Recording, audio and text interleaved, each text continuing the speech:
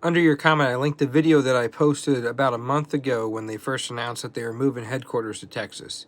I'm not happy about it, but it's out of my control. I could only voice what my opinion is, and when the history of Kentucky Fried Chicken first moved it out of Kentucky. This isn't the first time they moved it, but the first time that they did move it, the colonel was still alive. My uncle was very unhappy about it, and he was able to convince Governor John Y. Brown Jr. to move it back to Kentucky.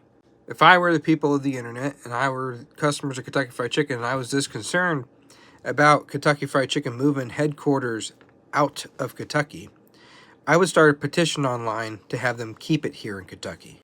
Now, I've started petitions in regards to Kentucky Fried Chicken in the past, and they've never gone anywhere. I can never get any traction myself. But I've seen other people do petitions in regards to Kentucky Fried Chicken in the past, and they do very well. So that's my suggestion to folks. If somebody's that passionate about it, start a petition. It's going to take them 6 months to complete the move to Texas, but start a petition.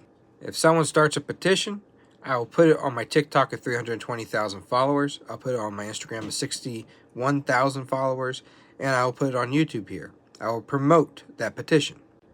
Personally, I can represent the brand if they hired me from any state. I chose to be in Kentucky. They could be anywhere else, and I could still be in Kentucky and represent them. But I don't represent them. I represent my family history. I also think eventually they'll end up moving it back to Kentucky. It may be years, it may be decades, it may be when I'm long and gone. But I think eventually they'll move it back.